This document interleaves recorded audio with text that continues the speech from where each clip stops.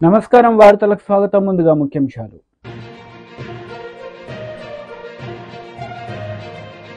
Deputy CM Pawan Kalyan press meet, పలు అంశాలపై వివరణ. మంత్రి ఉత్తమ్ కుమార్ రెడ్డి ప్రెస్ మీట్, పలు అంశాలపై వివరణ. Deputy CM Pawan Kalyan press meet నిర్వహించారు. ఈ సందర్భంగా పలు అంశాలపై ఆయన మాట్లాడారు. గ్రామసభ తీర్మానాలు చేయాలి అనేది చాలా మంది కోరికది. పంచాయతీరాజ్ వ్యవస్థలో గ్రామ పంచాయతీల నుండి జిల్లా పరిషత్ వరకు పటిష్టంగా ఉన్నప్పుడే నిజంగా మనం అనుకున్న అభివృద్ధి సాధించగలుగుతాం. అందుకని దాంట్లో భాగంగానే ఆగస్టు 23వ తారీఖున రాష్ట్ర వ్యాప్తంగా 13,326 గ్రామ పంచాయతీల్లో ఇప్పుడు ఇంతకుముందు ఎన్నడూ లేని విధంగా ఒకే రోజున గ్రామ సభలు నిర్వహిస్తూ ఉన్నాం. ఈ గ్రామ సభల్లో ఉపాధి హామీ పథకంలో ప్రతి కూలీ కుటుంబం సంవత్సరంలో 100 రోజులు పనిచేసే విధంగా అవగాహన కల్పించాలి. కూలీలకి ఉన్న హక్కులను తెలియజేయాలి. రైతులకు ఉపాధి హామీ పథకాన్ని సద్వినియోగం చేసుకోవడానికి సంబంధించిన పనుల వివరాలను గ్రామ సభల్లో ప్రతి ఒక్కరికి అర్థమయ్యే విధంగా తెలియజేయాలి. ఇకపైన ఉపాధి హామీ పథకాన్ని సమర్థవంతంగా అమలు చేయడానికి మనందరం కలిసి పనిచేద్దాం. పథకం అమలులో మన రాష్ట్రాన్ని దేశంలోనే మళ్ళా మొదటి స్థానంలో ఉంచడానికి కృషి చేయాలని కోరుకుంటా ఉన్నాను. గ్రామాలను అభివృద్ధి చేసే మహాత్మా గాంధీ గారి కళలాగా గ్రామ స్వరాజ్యాన్ని స్థాపించాలి, ఆ దిశగా అడుగులు వేయాలని చెప్పి మీరందరూ కలిసి మాకు సహాయ సహకారాలు ఇవ్వాలని మనస్ఫూర్తిగా కోరుకుంటున్నాను. మంత్రి గుడివాడ అమర్నాథ్ మీడియా సమావేశం నిర్వహించారు. ఈ సందర్భంగా టీడీపీ నేతలపై ఆయన విరుచుకుపడ్డారు. ఇటువంటి ఇన్సిడెంట్స్ అనేటువంటిది నిర్లక్ష్యానికి గురి కాకుండా ప్రభుత్వం చర్యలు తీసుకోవాలని, మున్ముందు ఇటువంటి సంఘటనలు జరగకుండా చూసుకునేటువంటి దానికి జాగ్రత్తలు తీసుకోవాలని,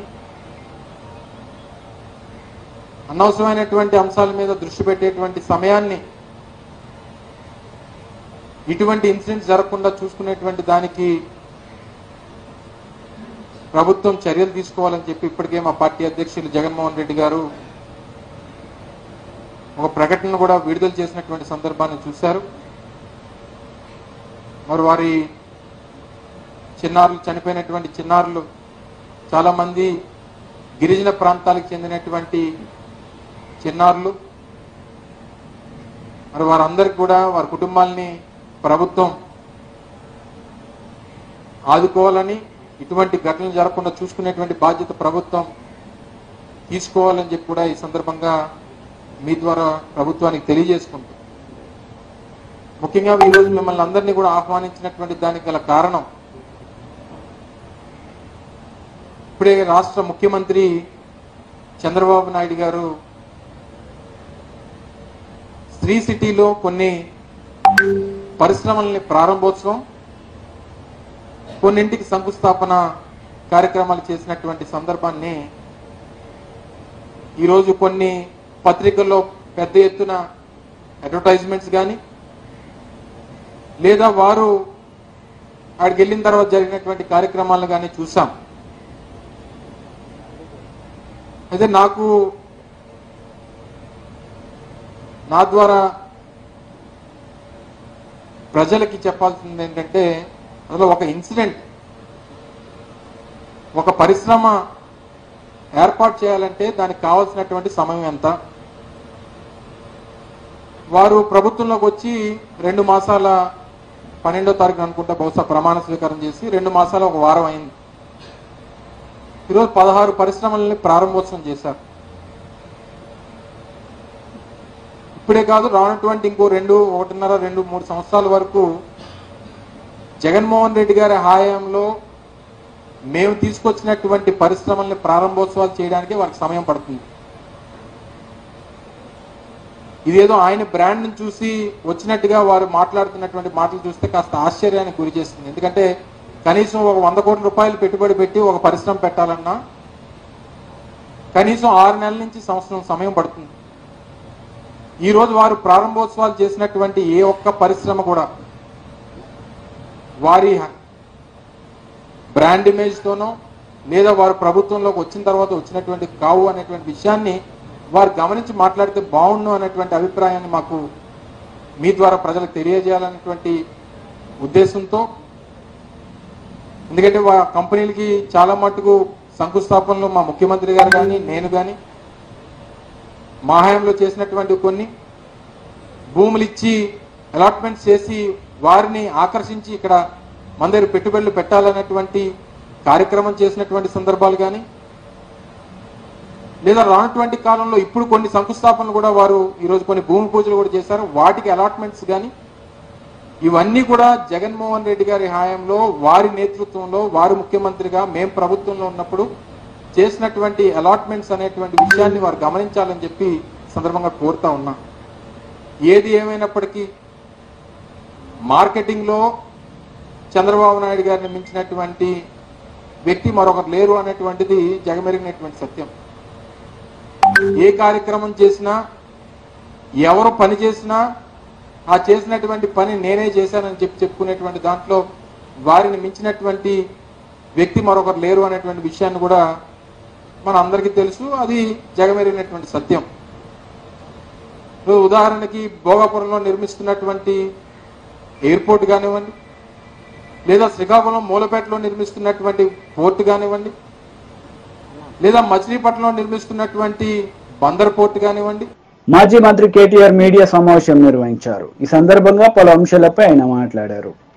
తెలంగాణ పౌరుషాన్ని, తెలంగాణ యొక్క ఆత్మగౌరవాన్ని చాటే విధంగా చాలా గొప్పగా ఒక అద్భుతమైన భవనాన్ని నిర్మాణం చేసి తెలంగాణలోని భవిష్యత్ తరాలకు అందించాలనే ఉద్దేశంతో అక్కడ ఒక మంచి డిజైన్ ఎంపిక చేసి చాలా లోతుగా ఆలోచించి సెక్రటేరియట్ కట్టారు.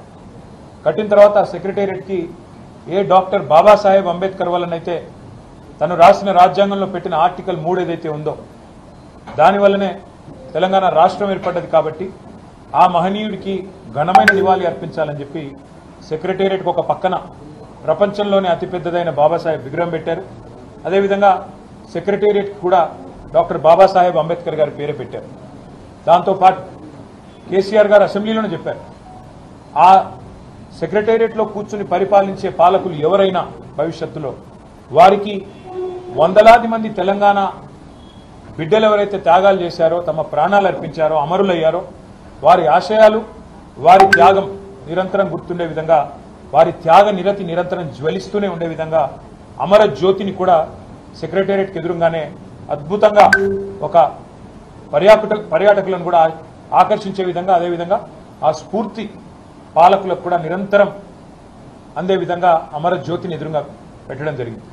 పెట్టిన తర్వాత తెలంగాణ అస్తిత్వానికి ప్రతీక, తెలంగాణ ఆత్మగౌరవానికి ప్రతీక అయిన తెలంగాణ తల్లిని అక్కడే ప్రతిష్ఠించాలన్న ఉద్దేశంతో ఒక అద్భుతమైన ఐలాండ్ను కూడా అక్కడ క్రియేట్ చేయడం జరిగింది. ఇదివరకు అది లేదు, ఐలాండ్ అక్కడే క్రియేట్ చేయడం జరిగింది.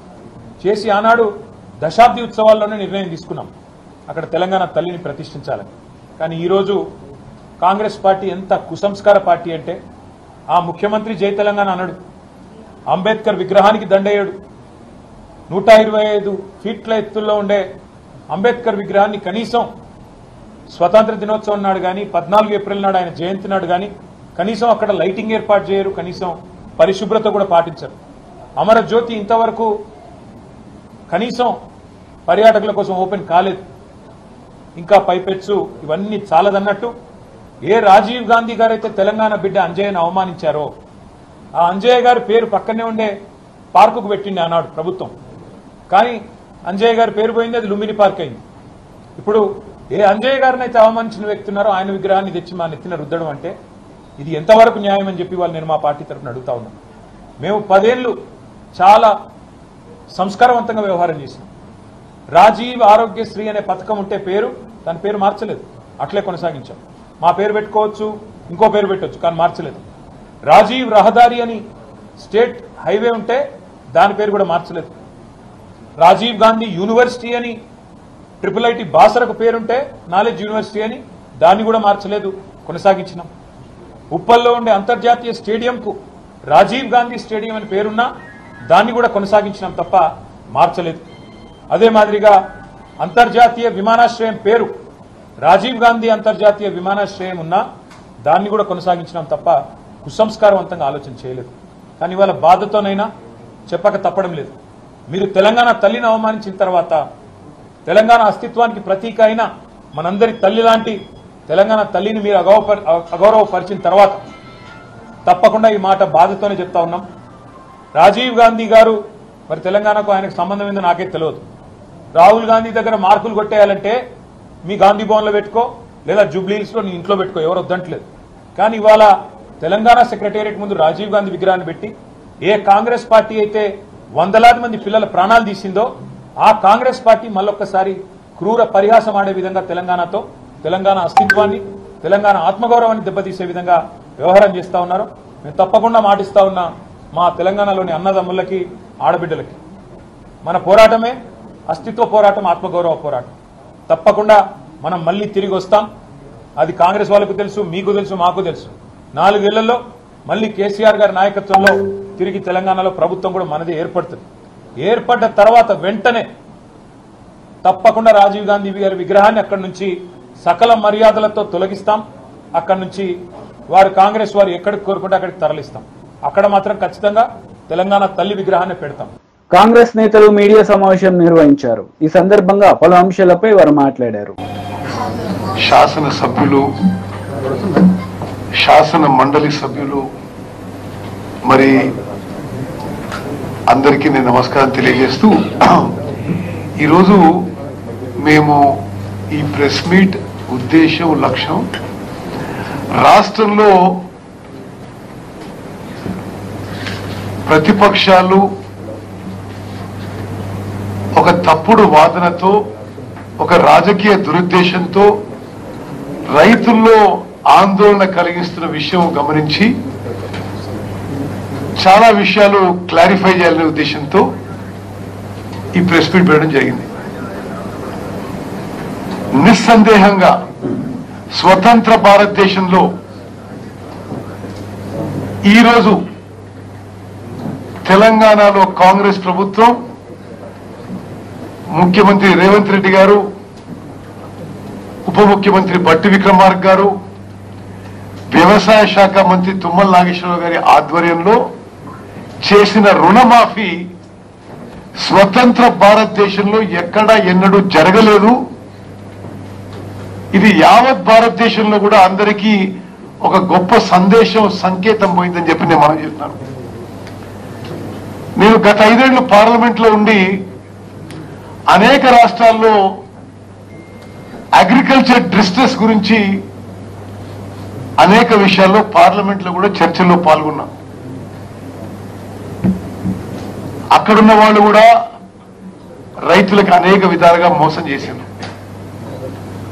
వాళ్ళు ఏనాడు కూడా కేంద్రంలో ఉన్న వాళ్ళు మన్మోహన్ సింగ్ గారు ప్రధానమంత్రి ఉన్నప్పుడు దేశవ్యాప్తంగా రైతులందరికీ రుణమాఫీ చేసిన తర్వాత, ఆ తర్వాత వచ్చిన బీజేపీ ఏనాడు కూడా రుణమాఫీ అసలు మాట కూడా మాట్లాడలేదు.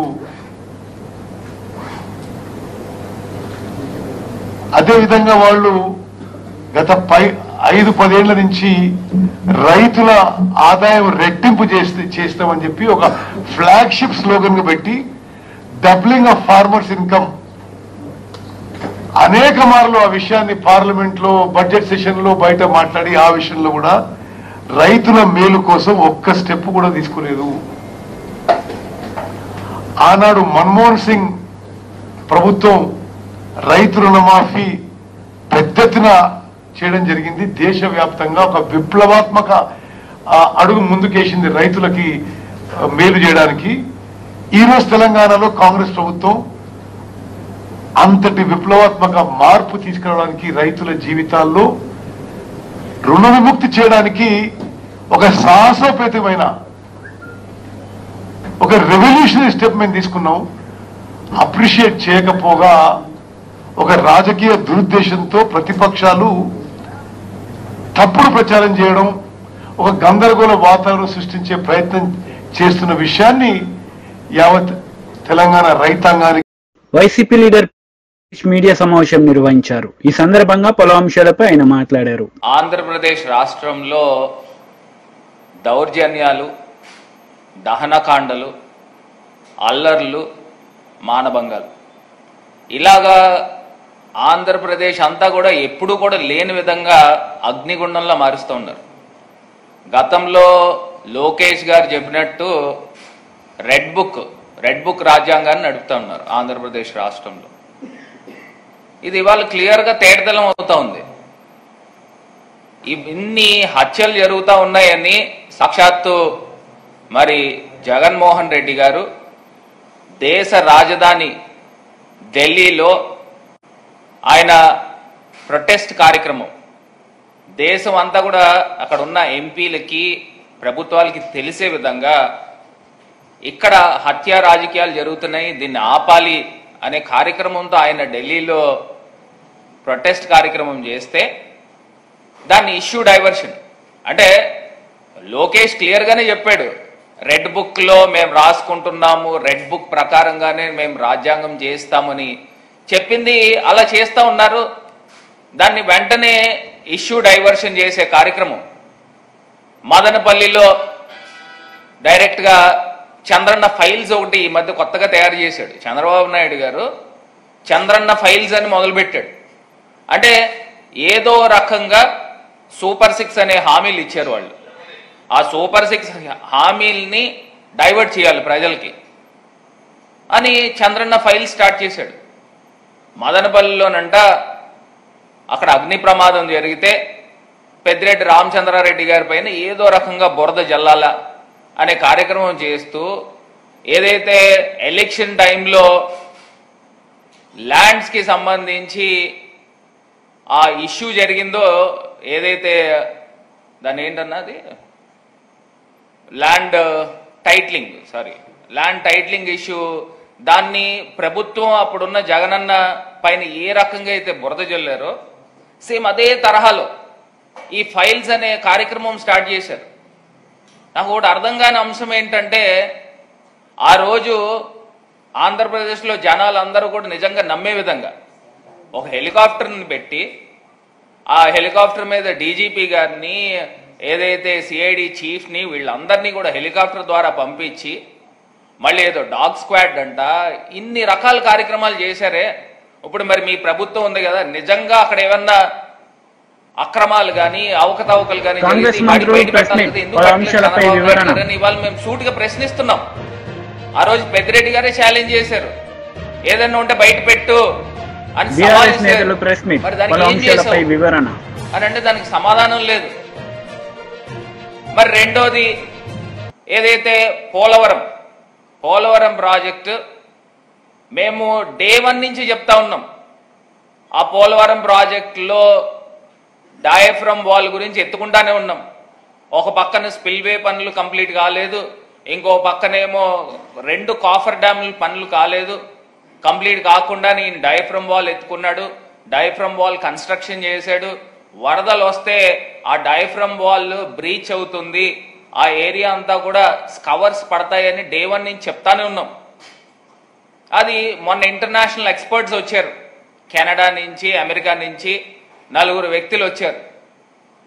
ఏదైతే కేంద్ర ప్రభుత్వము వాళ్ళ యొక్క సూచనలతో బీఆర్ఎస్ లీడర్ మీడియా సమావేశం నిర్వహించారు. ఈ సందర్భంగా పలు అంశాలపై ఆయన మాట్లాడారు. टोटली पार्टी 100% अपोज చేస్తున్నారు. इसलिए मैं तमाम मीडिया के दोस्तों को बताना चाहता हूँ, वक्फ इदारा एक ऐसा इदारा होता है जो लोग प्रॉपर्टी वक्फ करते हैं उसकी हिफाजत करता है और मंशा वक्फ के तहत उस प्रॉपर्टी से जो फायदा पहुंचता है, वक्फ करने वाला शख्स जो मंशे के तहत वक्फ करता है उसको इम्प्लीमेंट करने वक्फ इदारा काम करता है। आज बड़ी अफसोस की बात है, बीजेपी गवर्नमेंट काफी दिन से अमेंडमेंट बिल लाने की कोशिश कर रही थी और कुछ दिन पहले पार्लियामेंट में बिल पेश भी किया गया, मगर सारे अपोजिशन पार्टी उसके अगेंस्ट जाने की वजह से वो बिल जो है पार्लियामेंट्री कमेटी को सौंपा गया है कि सबसे मशवरा करने के बाद उसे एडवाइस दिया जाए। हिंदुस्तान में कई पार्टियां हैं, उसके साथ साथ खास तौर से तेलंगाना में बीआरएस पार्टी के सरबराह कल्वाकुंडा चंद्रशेखर राव साहब है, जिन्होंने मुसलमानों की भलाई के लिए, मुसलमानों की तरक्की के लिए बहुत से अच्छे अच्छे इकदाम उठाए। लोग बोलते हैं, कांग्रेस वाले बहुत बोलते हैं, अमल करने में अगर किसी शख्स ने अमल किया है तो वो केसीआर साहब है। इसलिए जब से तेलंगाना बनने के बाद से माइनॉरिटीज़ के लिए एक सुनहरा दौर शुरू हुआ है, क्योंकि इंसान को सबसे पहले तालीम की जरूरत होती है। कांग्रेस और तेलुगु देशम ने हमारे पास तकरीबन 68 साल से ज़्यादा हुकूमत की। 48 साल कांग्रेस ने हुकूमत की और तकरीबन 17-18 साल से ज़्यादा तेलुगु देशम ने हुकूमत की। और टोटल रेजिडेंशियल स्कूल्स सिर्फ 10 रेजिडेंशियल स्कूल थे, जिसमें 1000 बच्चे पढ़ते थे। केसीआर साहब ने देखा कि मुसलमानों को गुर्बत से उठाना है, अगर मुसलमानों को तरक्की देना है, उनकी ज़िंदगी में एक बदलाव लाना है, तो सिर्फ तालीम से हो सकती है। वो तालीम देने वाले कोई लीडर है केसीआर साहब। उन्होंने जैसा ही तेलंगाना बना, सबसे पहले उन्होंने 2 साल के अंदर 204 रेजिडेंशियल स्कूल खोले, जिसमें 1,40,000 बच्चे तालीम हासिल कर रहे हैं, जिसमें लड़कियां भी तालीम हासिल कर रहे हैं, लड़के तालीम हासिल कर रहे हैं। और साथ ही साथ उन्होंने ओवरसीज स्कॉलरशिप दी, जिसके लिए हर बच्चे को 20 लाख रुपए दिए जाते हैं। जिसके माँ बाप गरीब है, उनके बच्चे अमेरिका, ऑस्ट्रेलिया, लंदन में पढ़ना चाहते हैं या दुनिया के किसी मुल्क में जाके वो तालीम हासिल करना चाहते हैं, तो उन्हें फ्री ग्रांट दिया जाता है। 20 लाख देने वाली पार्टी बीआरएस पार्टी है, उसके सरबराह केसीआर साहब है। उसी तरह केसीआर साहब ने उन रेजिडेंशियल स्कूल को अपग्रेड किया, उन 206 स्कूल को इंटरमीडिएट अपग्रेड किया, डिग्री का अपग्रेड किया। ये करने वाले लीडर केसीआर साहब। इन 206 स्कूल में 109 स्कूल में लड़के तालीम हासिल करते हैं। 97 रेजिडेंशियल स्कूल में टेमरीज में लड़कियां तालीम हासिल करते हैं, जिसकी जुमला तादाद 1,40,000 के करीब है। और ये करने वाले लीडर केसीआर साहब है। उसी तरह मस्जिदें वीरान थी, हमारे दोनों चेयरमैन हजरात भी यहाँ मौजूद है। मस्जिदों में वीरान का मतलब कि मस्जिदें ऐसे थे जहाँ पर लोगों को इमाम और मौजन की सैलरी देना बड़ा मुश्किल होता था। उसके लिए केसीआर साहब ने इमाम साहब को 5,000 और मौजम साहब को 5,000 रुपए हदिया का ऐलान किया। और हमारे दोनों चेयरमैनों ने, हमारे सलीम साहब और हमारे मसीहुल्लाह खान साहब, बहुत अच्छी तरीके से इंप्लीमेंट करते हुए तमाम मस्जिदों का सर्वे कर। వార్తలు ముగించే ముందు ముఖ్యాంశాలు మరోసారి. Deputy CM Pawan Kalyan press meet, పలు అంశాలపై వివరణ. మంత్రి ఉత్తమ్ కుమార్ రెడ్డి ప్రెస్ మీట్, పలు అంశాలపై వివరణ. ఈ వార్తలు ఇంతటితో సమాప్తం. తిరిగి ప్రసారమయ్యే వార్తల్లో మళ్ళీ కలుద్దాం. అంతవరకు సెలవు. నమస్తే.